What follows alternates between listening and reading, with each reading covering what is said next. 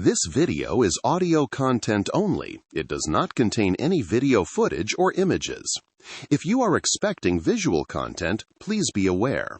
This is intentionally provided in an audio-only format. We recommend listening to the audio rather than watching the screen. Thank you for your understanding. Welcome to our journey through the Pagan Kingdom, the legendary foundation of modern Myanmar. This narration traces the epic rise of the Mranma people, from their migration across the Himalayas to the creation of a sprawling, temple-studded empire. We'll explore the military triumphs of King Anawrahta, the spiritual synthesis of Arimaddanapura, and the internal fiscal crises and Mongol invasions that eventually brought the empire to its knees. Join us as we uncover the history, culture, and enduring legacy of this golden age of the Irrawaddy Valley. The story of the Pagan Kingdom begins not in the river valleys of modern Myanmar, but in the high, windswept plateaus of the eastern Himalayas. Long before the first brick was laid at Bagan, the ancestors of the Burmese people, known as the Mranma, inhabited the regions of what are now the Qinghai and Gansu provinces in China.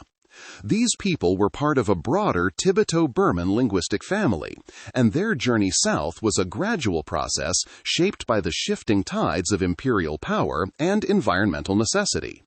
By the mid to late 9th century, this migration reached a critical turning point as these groups began to descend into the central dry zone of the Irrawaddy Valley. This movement was significantly influenced by the rise and expansion of the Nanzhao Kingdom, based in present-day Yunnan. Between the years 750 and 830, the Nanzhao launched repeated and devastating attacks on the existing inhabitants of the Irrawaddy Basin, the Pyu. The Pyu had established a sophisticated civilization characterized by walled city-states like Sri Kshetra and Holland, which featured advanced water management systems and extensive trade networks connecting China and India. However, the Nanzhao raids shattered the political stability of the Pyu realm. In 832, a particularly brutal Nanzhao raid sacked the city of Holland, reportedly carrying off 3,000 Pyu prisoners to become slaves in Kunming.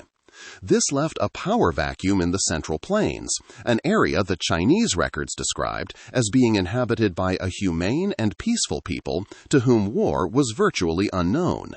Into this fractured landscape came the Mranma. They did not arrive as a single, overwhelming wave of conquerors, but as groups of warriors and their families, often described as swift horsemen. Many historians believe they were initially sent by the Nanzhao to help pacify the surrounding countryside and maintain control over the newly weakened Pyu territories. They settled at the strategic confluence of the Irrawaddy and Chindwin rivers, a location that allowed them to monitor the riverine trade routes and the agricultural potential of the valley. The naming system of these early leaders provides a clear link to their origins. For 6 generations, the early rulers of the pagan settlement followed the Nanzhao custom, where the last name of the father became the first name of the son.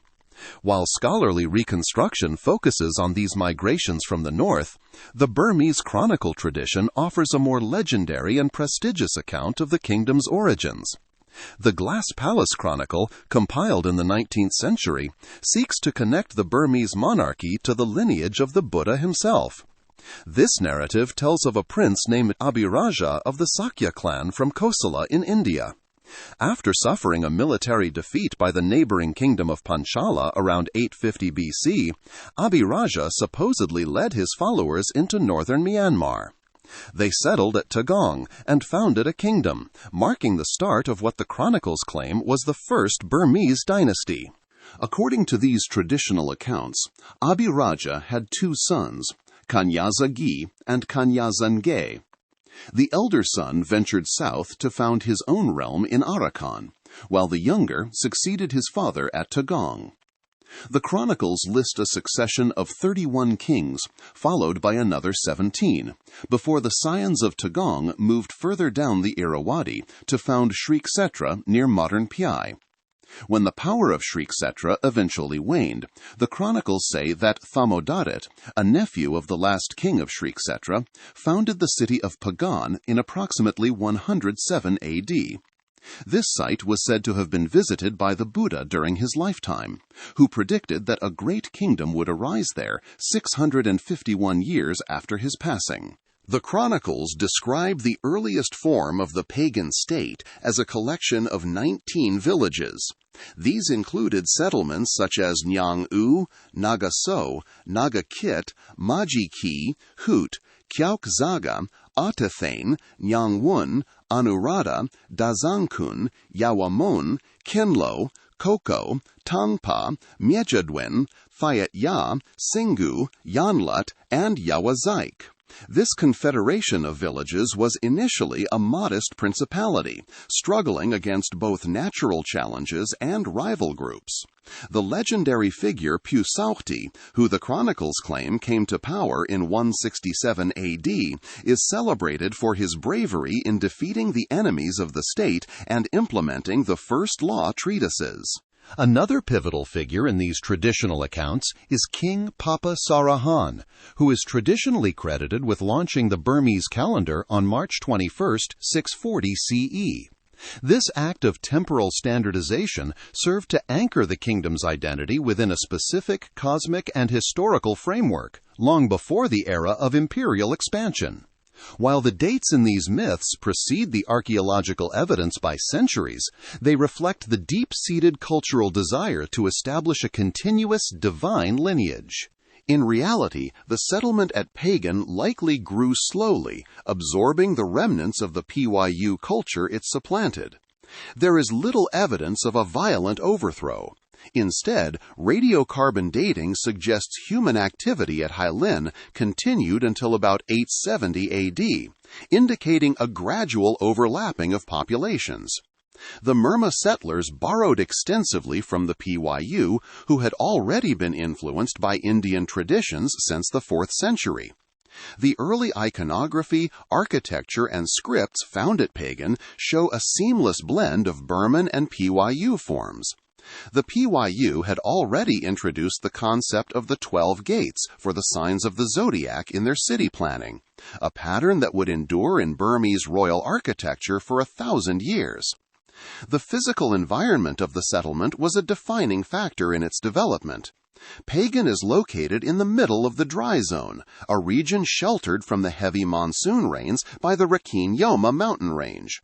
This area was known in classical Pali as Tatadesa, or the parched land, and Tampadipa, the bronzed country. To thrive in such an arid climate, the early settlers had to master irrigation. They expanded cultivation based on the water management techniques learned from the Pyu, turning the parched plains into a productive agricultural base. This focus on land and water would eventually allow the principality to support a larger population and a standing military. The formal fortification of the city is traditionally attributed to King Pinbia in the mid-9th century. According to the chronicles, he moved the capital to the present-day site of Pagan and fortified it on December 23, 849 AD. Archaeological evidence, specifically radiocarbon dating of the city walls, suggests that the main brick fortifications we see today were likely constructed later, around 980 or 1020 AD. If a fortification existed in 849, it was likely built of more perishable materials like mud and timber. The remaining Tharaba Gate stands as a silent witness to this era, representing the only surviving section of those ancient walls. By the late 10th century, the Principality of Pagan began to grow in authority and grandeur. It was no longer just one of several competing city-states in the Irrawaddy Valley, but was emerging as a dominant regional power. External recognition soon followed. Chinese records from the Song dynasty mention that envoys from Pagan visited the capital of Bianjing in 1000. Around this same time, the Burmese script began to appear in inscriptions, with some evidence suggesting its use as early as 984 AD. This development of a unique written language was a crucial step in the formation of a distinct Burmese identity, separate from the Pali, Mon, and Pyu norms that had previously dominated the intellectual landscape. The early kings of this period, such as Tanit and Nyangu Sorahan, presided over a kingdom that was still relatively small. At the time of King Anilrata's eventual accession in 1044, the Principality of Pagan extended about 320 kilometers from north to south and 130 kilometers from east to west. This area comprised roughly the modern districts of Mandalay, Miktila, Mingyan, Kyaukse, Yamethan, Magwe, and Sagaing. To the north lay the still powerful Nanzhao Kingdom, while the largely uninhabited Shan Hills rose to the east. To the south and west, the remnants of the Pyu and the emerging Mon kingdoms provided both cultural competition and opportunities for expansion. The society of early Pagan was already becoming complex and hierarchical. Social rank was determined by one's proximity to the throne and one's perceived spiritual merit. At the top was the royalty, followed by an upper officialdom composed of extended family members and the royal court. Below them were the lower officials who governed the districts and provinces. The majority of the population were commoners, primarily engaged in agriculture, though a specialized class of high-end commoners included skilled artisans, crown service troops, and village headmen. This social structure provided the stability necessary for the massive building projects and military campaigns that would soon follow. Religion during this formative period was a fluid and syncretic mix of beliefs. While the kings would later become famous for their devotion to Theravada Buddhism, the early years of the settlement saw a coexistence of many traditions. These included Mahayana Buddhism, Tantric practices, and various Hindu schools, particularly those devoted to Vishnu and Shiva. Native animist traditions, centered on the worship of spirits known as nats, remained heavily entrenched at all levels of society. The landscape of the Pagan plain began to be dotted with small stupas and temples, many reflecting the Pyu style of solid, relic-housed structures or hollowed-out chambers used for meditation. One of the most significant early monuments is the Bupaya Pagoda, which tradition says was built by Pusawati in the 9th century. Its bulbous, cylindrical shape is a direct descendant of the Pyu stupa designs found at Sri Kshetra. These early structures were often made of brick and covered in stucco, decorated with reliefs of guardian figures and mythical creatures. The masonry techniques used in these buildings showed a high degree of perfection, allowing many to survive the frequent earthquakes that plague the region. These seismic tremors are a constant threat due to the city's proximity to the tectonically active Saga Fault, a major geological boundary that runs through the heart of Myanmar. The builders' ability to create enduring monuments in such a volatile landscape was a testament to their growing engineering prowess. These architectural efforts were not merely religious. They were statements of the kingdom's growing wealth and the king's role as a patron of the faith. The transition from a small settlement to a regional power was also marked by internal political struggles. The chronicles report a series of usurpers and power shifts following the death of King Tanit in 904. For nearly a century, the throne was contested by various leaders until Nyangu Sarahan, the first king for whom there is verified inscriptional evidence, established a long reign of 45 years. He was eventually followed by Kunsa Xiangpu, who was himself overthrown by the sons of Nyangu Sarahan, Kiso and Sokate. These internal rivalries underscored the volatility of the early state, but also the increasing stakes of controlling the pagan throne. By the early 11th century, the foundations of the pagan state were firmly in place. The Mranma had successfully integrated the agricultural and cultural legacies of the Pyu, established a fortified capital, and begun to develop their own language and administrative systems. They had adapted to the challenging environment of the dry zone, using irrigation to secure a reliable food supply and manpower base. The small principality was now poised for a dramatic transformation, as it looked beyond its immediate borders to the wider Irrawaddy Valley and the diverse cultures that inhabited it. This set the stage for a period of unprecedented expansion and the birth of the first true Burmese Empire. Chapter 2: The Unification of the Irrawaddy. The transition of Pagan from a regional settlement into the seat of a sprawling empire began in 1044 with the accession of Anawrahta. His rise to power was not a peaceful succession, but a restoration of his family's honor following decades of usurpation. His father, Khun Sakyongpyu, had been deposed and forced into a monastery by the sons of young Usarahan, Kisa and Sokate. For years, Anawrahta lived in the shadow of this displacement, watching his father remain a monk while the kingdom was ruled by the sons of a usurper. Upon reaching maturity, Anawrahta challenged the reigning king, Sokate, to a duel in single combat. Anawrahta emerged victorious, slaying the king and reclaiming the throne. In a gesture of filial piety, he offered the crown back to his father, but Khun Sakyongpyu refused to leave the monastic life. Thus, Anawrahta was crowned, and with his accession, the historically verifiable era of the Burmese people truly began. The first task Anawrahta set for himself was the stabilization of the kingdom's economic and military foundation. He understood that a powerful state required a reliable food supply and a manageable population that could be called upon for service. He turned his attention to the arid lands of central Myanmar, specifically the Kyaksay district. Through a series of ambitious engineering projects, he transformed this region into a lush rice granary, overseeing the construction and enlargement of massive weirs and canals along the Ponlong and Zagi rivers. This newly irrigated region became known as Ledwin, or the Rice Country. The success of these works provided the economic surplus necessary to support a growing royalty and a complex bureaucracy. To manage this new wealth, Anawrahta implemented a systematic administrative structure that linked the agricultural heartland directly to the crown's authority. He graded every town and village according to the levy of manpower and resources it could raise.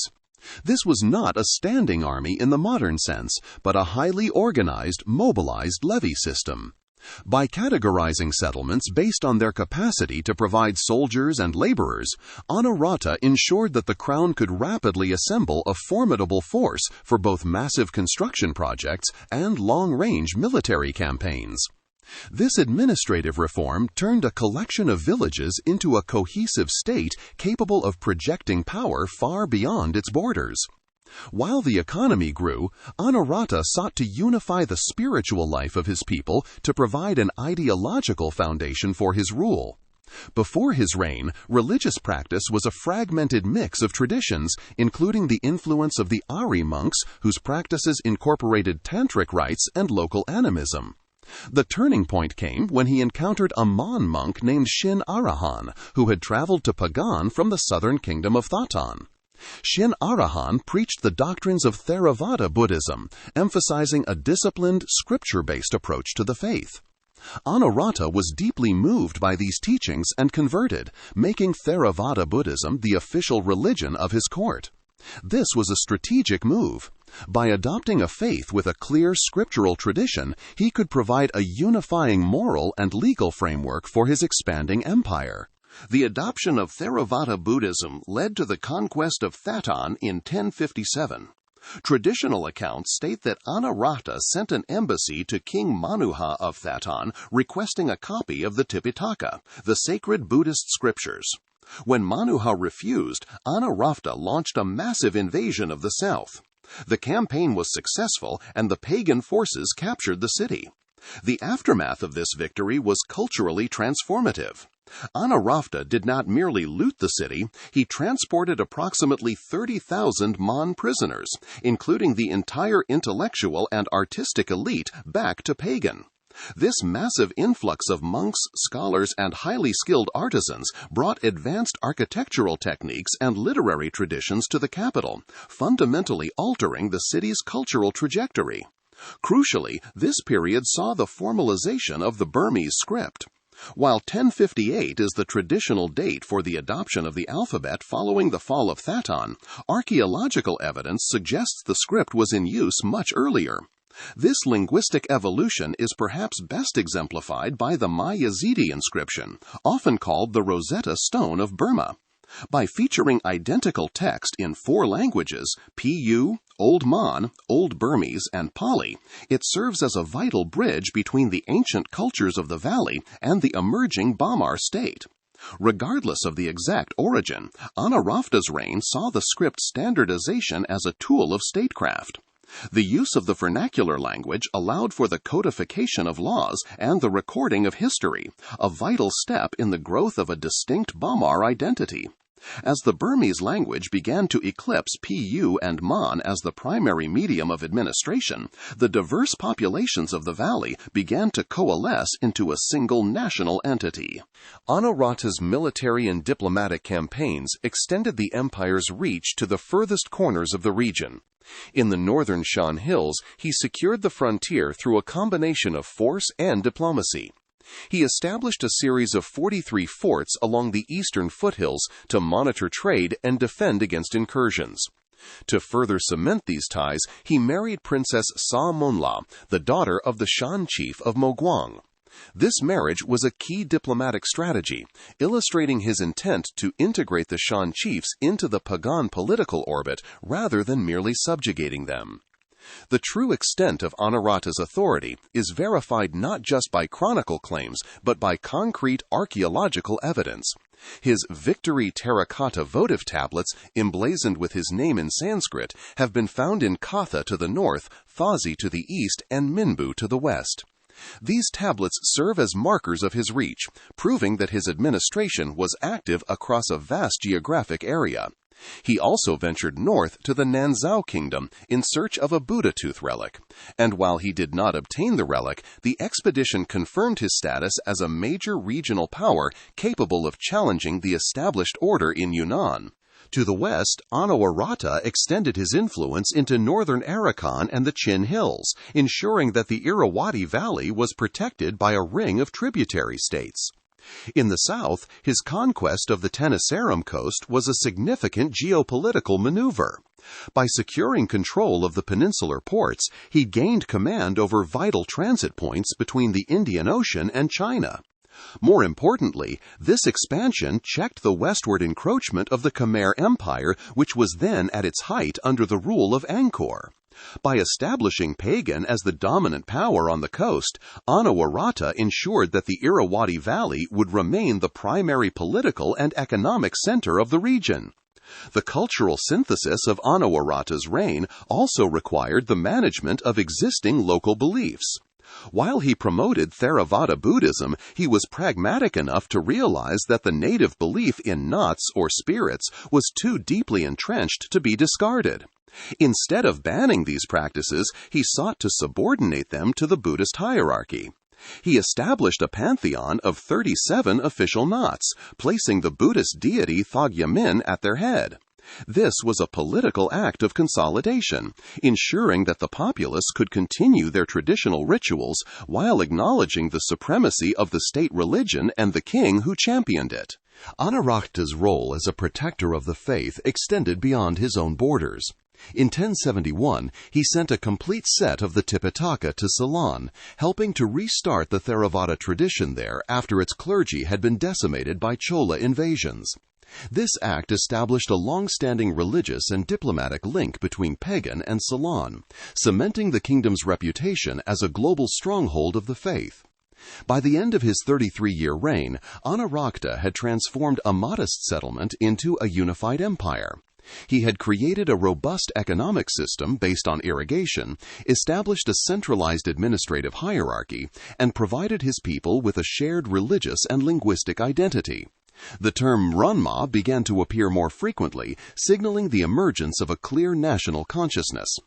As the foundations of the state were now firmly in place, the question for Anarakta's successors was no longer how to create a kingdom, but how to maintain the delicate balance between the crown's authority and the growing influence of the religious institutions they had worked so hard to establish.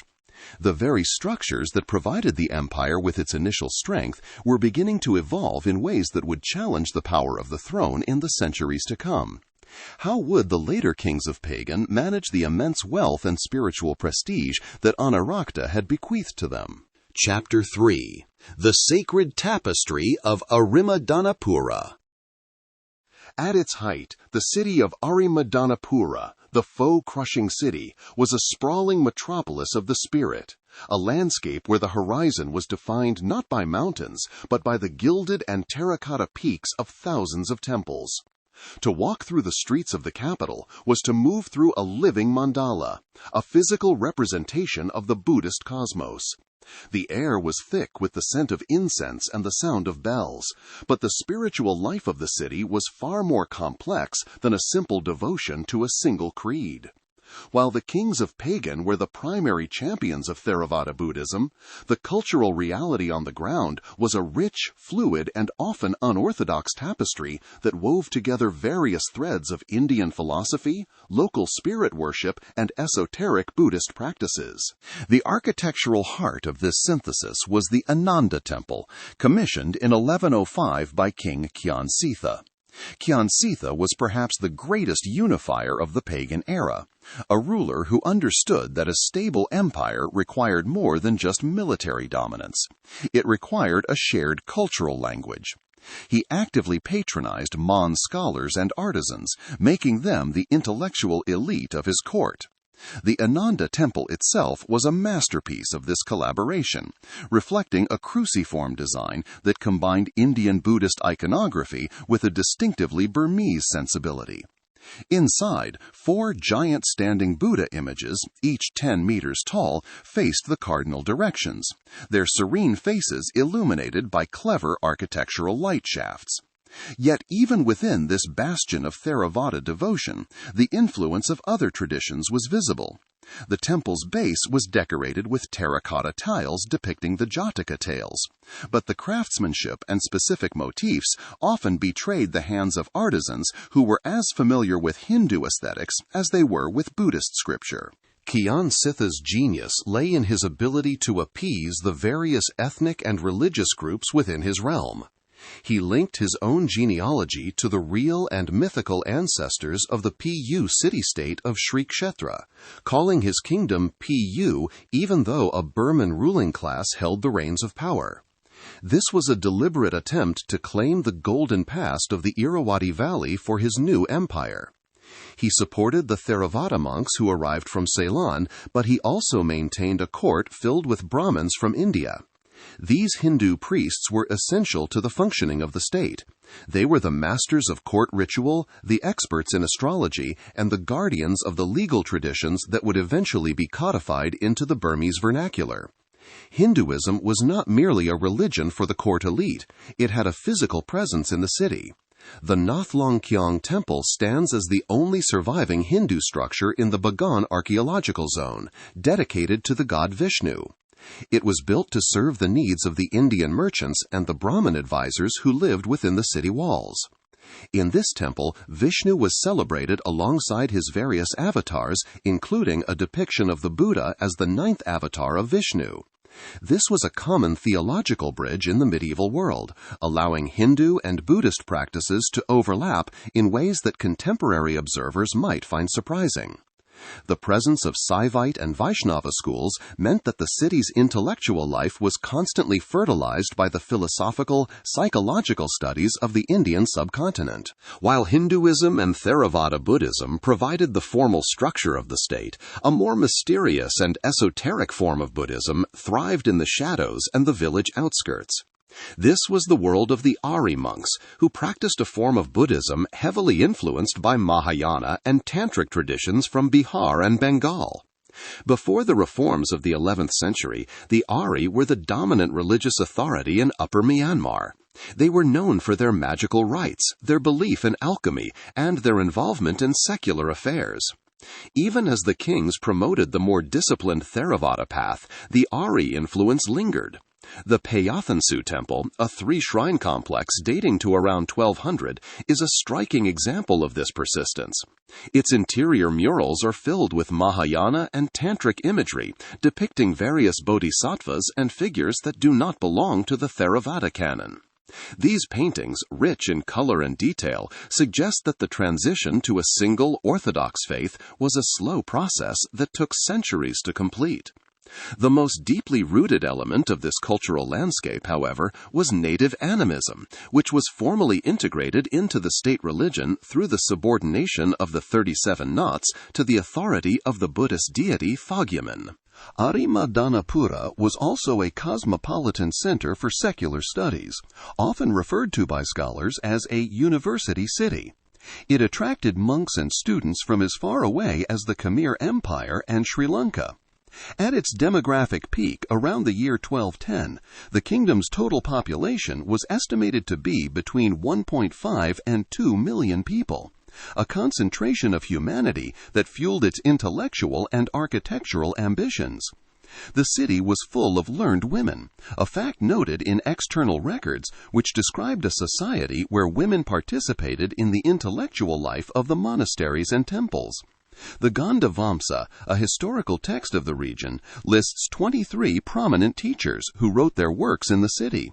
These scholars specialized in Pali grammar, medicine, legal studies, and phonology. The city's libraries housed vast collections of palm leaf manuscripts, and the wealthy subjects of the kingdom regularly donated land and resources to support these centers of learning. This intellectual vibrancy was supported by a highly skilled workforce of artisans. The prolific temple-building projects were a massive stimulus for the economy, creating a demand for brickmakers, masons, carpenters, and woodcarvers. Inscriptions from the period indicate that people from many different linguistic and cultural backgrounds lived and worked in the capital. There were gold, silver, and bronze workers who created the magnificent statues that greeted pilgrims, and ceramicists who produced the intricate floor tiles and pottery found in the residential middens. Excavations at outlying sites like Oten Tong, or Pottery Hill, have revealed dense layers of fragmented pottery and evidence of large-scale production, including unique sprinkler pots known as kendi and earthenware tubes used for sophisticated sanitation systems. The daily life of the city was governed by a rigid social hierarchy consisting of royalty, officials, and commoners, all of whom participated in the pervasive culture of merit-making. The architecture of the city reflected this obsession with merit. The buildings fell into two broad categories, the solid stupa and the hollow temple, known as the gu. The stupas, including the bulbous Bhupaya with its PYU architectural origins, evolved over time into more bell-shaped forms, with a series of smaller rings rising to a point topped by a banana bud apex. The hollow temples, however, were an architectural innovation that reached its perfection in Pagan. These structures were used for meditation and ritual, featuring pointed arches and vaulted chambers that showed an astonishing degree of masonry skill. The techniques of vaulting and keystone arching used by the pagan builders were so advanced that many of these massive brick structures survived major earthquakes more or less intact, while later generations of masons lost the knowledge required to reproduce such spacious interiors. One of the most poignant examples of the city's cultural synthesis is the Manuha Temple, built in 1067 by the captive Mon king following the transport of Mon prisoners from Thatan. The giant Buddha images inside are squeezed into spaces that are too small for them, symbolizing the king's own sense of confinement and loss of sovereignty. Yet, even in his captivity, Manuha contributed to the city's artistic legacy, and his temple became a major pilgrimage site. Nearby, the Nanpaya Temple, believed to be either his residence or built on its site, displays a Hindu Mon style with intricate stone carvings that are unique in the pagan region. The drive to manifest spiritual merit through architecture occasionally sprang from darker origins. The Damyanyangi Temple, the largest and most massive structure in all of Bagan, stands as a somber monument to the complexities of the royal soul. It was commissioned by King Narathu, who had seized the throne by murdering his father, the aging King Alangsithu. The temple's fortress-like bulk and the obsessive precision of its masonry, where the bricks are laid so tightly that a needle cannot pass between them, are widely interpreted as a monumental act of atonement. It was a desperate attempt by a parricide to balance a heavy karmic debt through an unparalleled contribution to the city's sacred landscape. The city's layout was not accidental. It was a deliberate attempt to create a sacred geography. The layout of Bagan itself was in the shape of a mandala, with the royal palace at the center.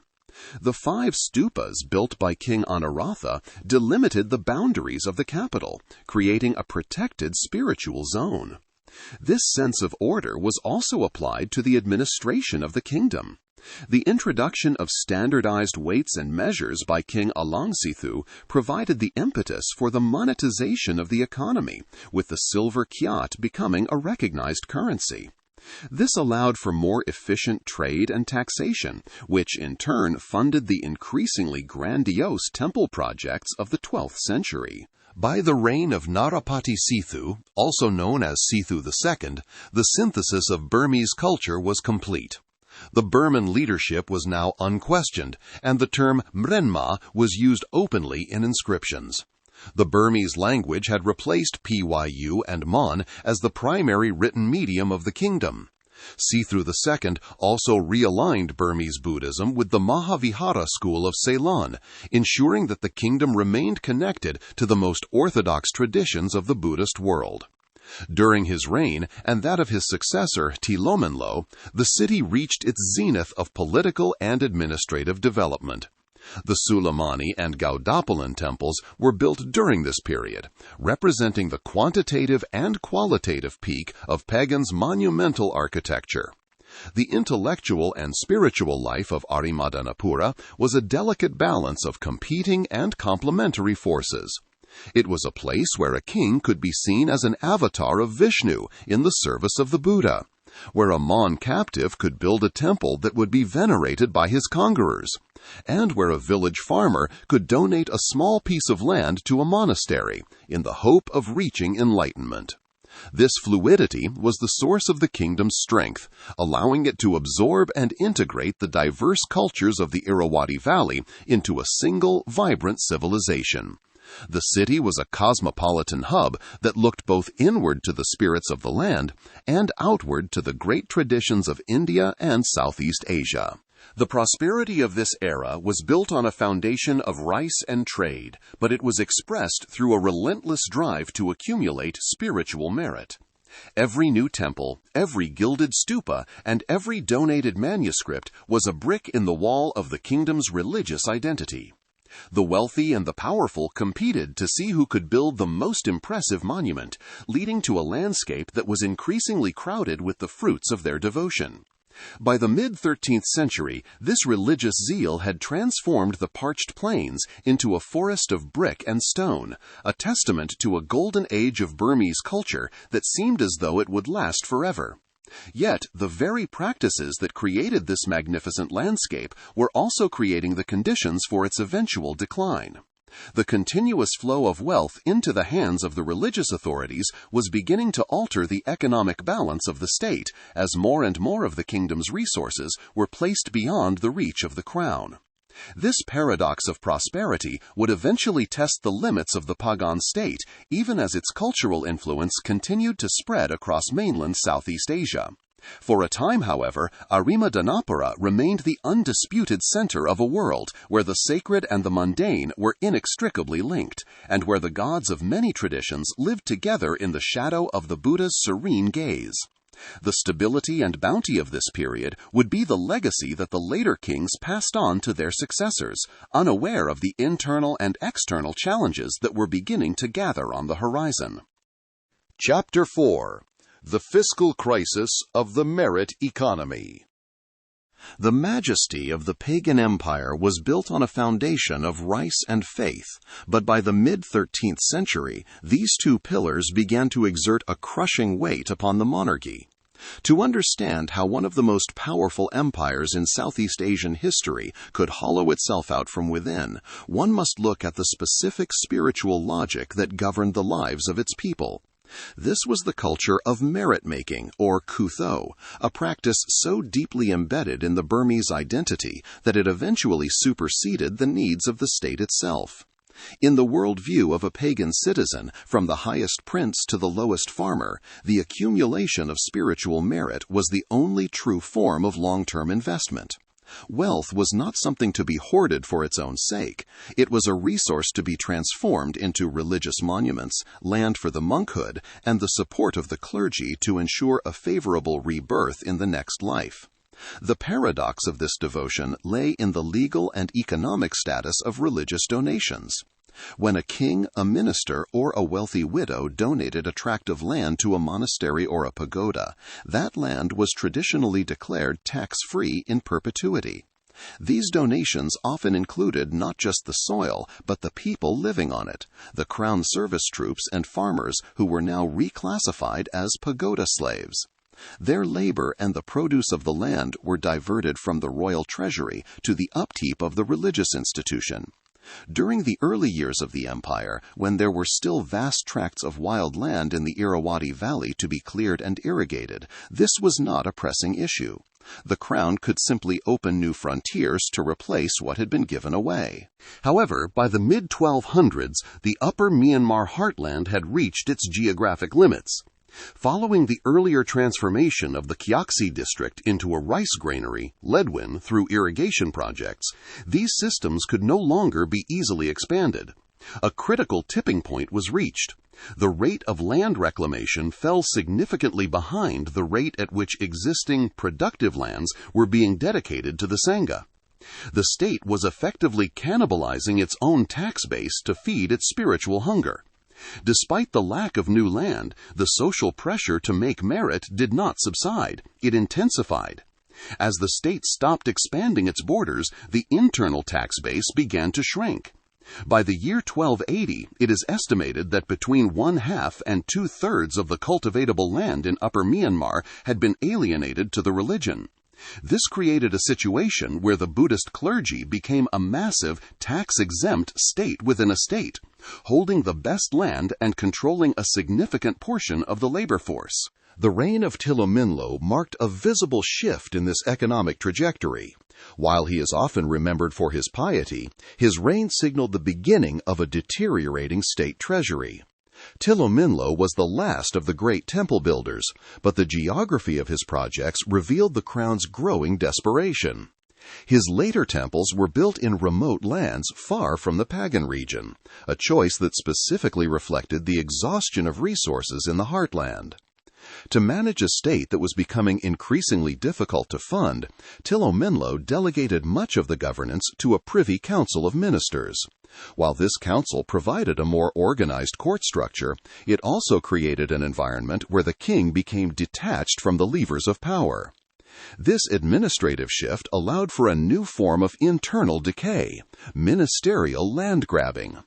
During the reigns of Tilominlo and his successor, Hyaswa, powerful ministers began to exploit their positions and the frequent succession disputes to accumulate their own private landholdings.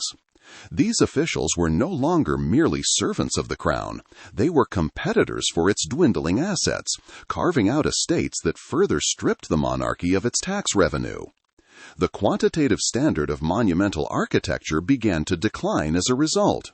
The temples built in the late 13th century were often more compact and less grandiose than those of the previous century, reflecting the dwindling resources available to the royal family.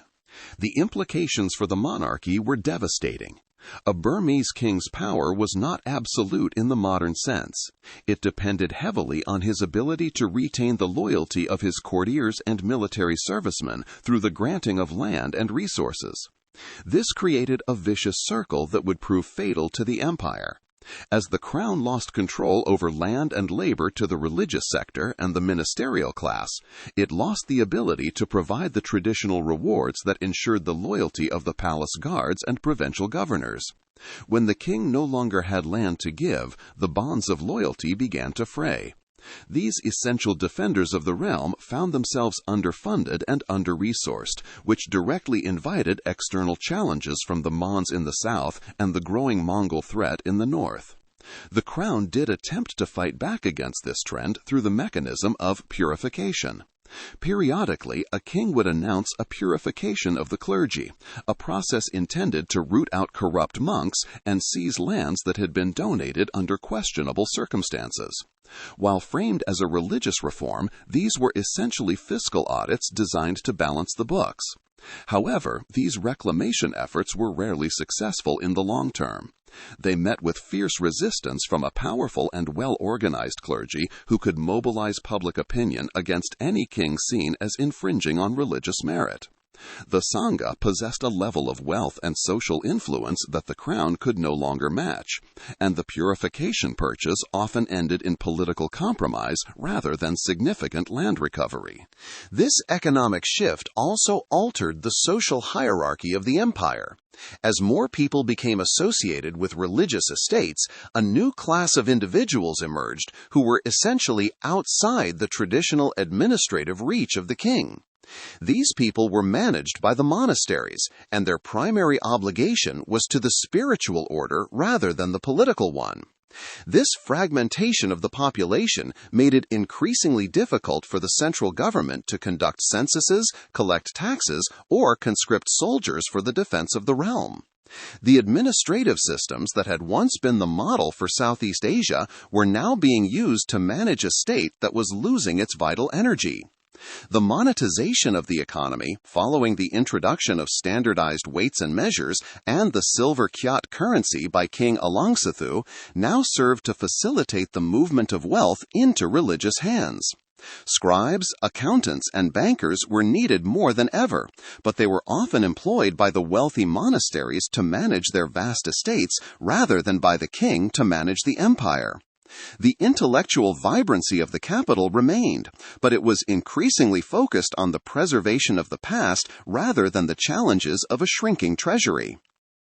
By the time the later kings of the 13th century took the throne, they inherited a kingdom that was a shadow of its former self, despite the thousands of temples that still glittered in the sun.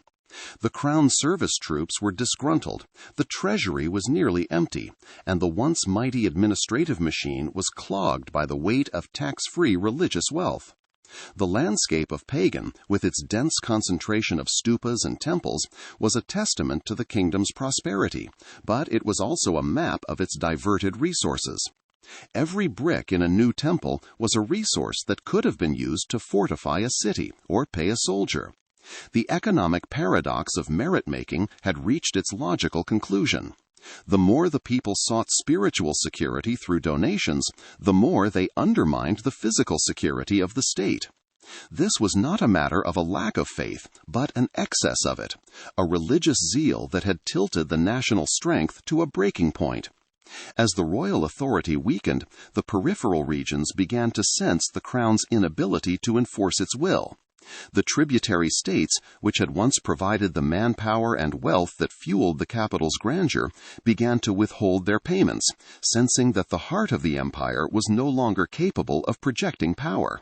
The parched plains of the dry zone were now a forest of brick and stone, a testament to a golden age that had effectively spent its future to secure its spiritual present. As the royal treasury dwindled and the bonds of military loyalty frayed, the kingdom's borders became increasingly porous. The question was no longer whether the empire could continue to grow, but how long a hollowed-out state could withstand the pressure of a world that was rapidly becoming more dangerous. On the northern horizon, the first shadows of a new and terrifying power were beginning to fall across the Irrawaddy. Chapter 5: The Mongol Storm and the Shattered Mirror. The final decades of the Pagan Empire were defined by a collision between an overextended, economically hollowed-out kingdom and the most formidable military machine the medieval world had ever seen. Weakened by the fiscal crisis detailed in the previous chapter, the empire was ill-prepared for the external shock of the Mongol invasions.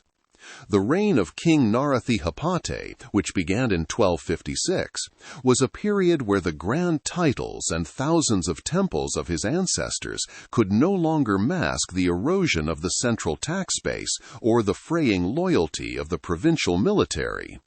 The first signs of this disintegration appeared almost immediately after Narathihabate's accession. Revolts broke out in the west, in the Arakanese state of Machagiri, and simultaneously in the southern port of Martaban. While the young king was able to suppress these initial challenges, the effort revealed the growing difficulty of mobilizing a standing army. The central authority was increasingly viewed with suspicion by the periphery, and the state's inability to command the resources now held by the monastic estates meant that the palace guards were underfunded and overstretched. To the north, the geopolitical landscape had changed forever. The Mongols, under the leadership of Kublai Khan, had completed their conquest of the Nanzhao kingdom in Yunnan by 1253. This conquest brought the borders of the newly established Yuan dynasty directly to the edge of the Pagan Empire. In 1271, Kublai Khan sent his first embassy to the court at Pagan, demanding that Narathihabate recognize Mongol suzerainty and pay tribute. The king, perhaps insulated by the traditional grandeur of his court, shunned the embassy, refusing to even grant the envoys an audience. This initial arrogance set a disastrous course.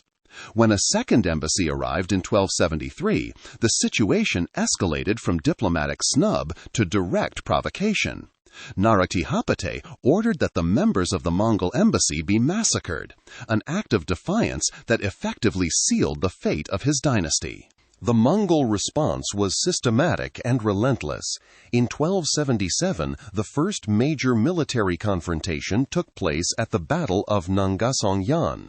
According to the accounts of travelers like Marco Polo, who described the city of Pagan as one of the finest sights in the world, the Burmese army arrived on the battlefield with a massive force of 12,000 horsemen and a terrifying corps of war elephants, each carrying a wooden castle filled with archers.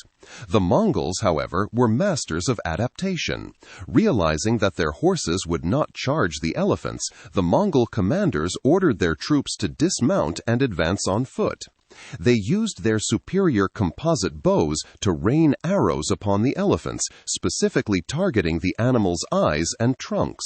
The wounded elephants panicked and stampeded back through the Burmese lines, trampling their own infantry and throwing the entire army into chaos. The Mongols then remounted their horses and charged, securing a decisive victory and taking control of the strategic fort at Kungai. Despite this defeat, Narathihabate remained defiant, but his ability to defend the heartland was rapidly evaporating. The Mongols did not immediately push toward the capital, as they were preoccupied with the searing heat of the Irrawaddy Valley, which they found debilitating. They temporarily evacuated their northern gains, allowing the Burmese a brief and deceptive reprieve. However, the pressure returned in 1283, when the Mongols launched a new offensive. They besieged the fortress of Gnasongyan for over 2 months before it finally fell. Following this victory, they moved south and captured the ancient city of Tagung. By 1285, Mongol forces had occupied the land down to Hanlin, effectively cutting off the capital from its northern territories. The psychological impact of these losses was profound. Narathihabate, once so confident in his divine authority, was now gripped by panic. Instead of organizing a final defense of the capital, he abandoned Pagan and fled south to the Irrawaddy Delta, seeking refuge in Bassein. This flight earned him the ignominious nickname in the chronicles of Tayakpaya Min, the king who fled from the Chinese. His departure left the capital in a state of administrative paralysis. The city that had once been the political and economic nerve center of the empire collapsed into a ghost town, its thousands of temples standing silent as the royal court disintegrated. While traditional chronicles suggest a total sack of the capital, recent historical research suggests a more nuanced reality. The Mongol armies may not have actually reached the city of Bagan itself. their advance perhaps halted by the logistical nightmare of the tropical heat and the total collapse of the very administration they sought to subdue. The king's exile in Lower Burma was brief and tragic. While attempting to return to Upper Burma in July 1287, he was captured by one of his own sons, Thihatu, the governor of Prome. In a final act of betrayal that symbolized the total breakdown of the royal family's cohesion, Thihatu forced his father to choose between death by the sword or death by poison. Narration chose the poison, and with his death, the 4-century-old Pagan dynasty effectively came to an end. The empire did not merely fall to a foreign invader. It disintegrated from within as the bonds of loyalty were severed by the king's perceived cowardice and the court's inability to provide protection. The aftermath of the king's death saw the immediate fragmentation of the kingdom into several successor states. In the south, a man named Wareru consolidated the Mon-speaking regions and declared the independence of the Irrawaddy kingdom. This new southern state, however, existed in a delicate geopolitical balance, serving as a nominal vassal to both the rising Sukhothai kingdom to the east and the Mongol Yuan dynasty to the north. In the west, the Arakanese stopped paying tribute and asserted their own sovereignty. The eastern territories, including the Trans-Salween states, similarly broke away. The Mongols invaded again in late 1287, but they did not seek to replace the fallen dynasty with their own administration. Kublai Khan never sanctioned an actual occupation of Pagan. Instead, his goal was specifically to keep the entire region broken and fragmented, ensuring it would never again pose a threat to the southern borders of the Yuan dynasty. By refusing to fill the power vacuum, the emperor ensured that the Irrawaddy Valley would remain a collection of competing minor powers. In the void left by the collapse of the central monarchy, a new elite emerged in Upper Burma. This group was led by 3 Shan brothers, Athinkaya, Yazathinyan, and Thihatu, who had been provincial governors tasked with defending against the Mongol incursions. Because they had been successful in holding their territories while the king fled, they became the new political centers of gravity. They established their base at Minsang and eventually took control of the irrigated rice lands of Kyaukse, the economic heart of the north. In December 1297, they formally toppled the remnants of the pagan court, and the city officially ceased to be the capital of Burma. The Mongols launched one final invasion in 1300 to 1301, targeting the upstart Minsang kingdom. They besieged the brothers at their fortress, but the defense was so effective that the Mongol generals eventually accepted a massive bribe to withdraw. This bribe, accepted at the field level, suggested a growing pragmatism or corruption among the Mongol leadership in the distant borderlands. This marked the end of the Mongol military involvement in the region, but the political map of the Irrawaddy Valley had been permanently altered. The unified empire was replaced by a series of smaller competing kingdoms, Ava in the north, Irrawaddy in the south, the Shan states in the east, and Mraoku in the west. This era of political fragmentation would last for the next 250 years. Despite the political collapse, the cultural and religious foundations laid during the pagan period proved to be remarkably resilient. The Burmese language and script remained the lingua franca of the region, and the Bamar ethnicity continued to be the dominant cultural force in the Upper Valley. Most importantly, Theravada Buddhism had spread so deeply into the village level that it survived the fall of the kings who had first championed it. The thousands of temples on the pagan plain remained as a site of pilgrimage, their architecture and iconography serving as the model for every subsequent Burmese dynasty, a legacy formally recognized in 2019 when the site was officially designated a UNESCO World Heritage Site. The end of the pagan empire was a dramatic conclusion to a remarkable chapter in Southeast Asian history. The kingdom had grown from a small settlement of warriors into a sophisticated civilization that rivaled the Khmer Empire in its grandeur. However, the very mechanisms of its success, the relentless drive for spiritual merit and the massive donation of wealth to the religious order, eventually undermined the state's ability to defend itself against the external shock of the Mongol invasions. The empire fell, but the identity of the Burmese people and the spiritual landscape of the Irrawaddy Valley were forever defined by the era of pagan rule. The unified state was gone, replaced by a patchwork of warring states that would define the next quarter millennium of the Irrawaddy Valley. The Pagan Kingdom was more than just a dynasty. It was the crucible of the Burmese identity. From the early migrations of the Mranma to the golden age of Arimaddanapura, this empire unified a diverse landscape through a shared script, a centralized administration, and the profound influence of Theravada Buddhism. Yet its story serves as a cautionary tale of the delicate balance between spiritual devotion and state survival.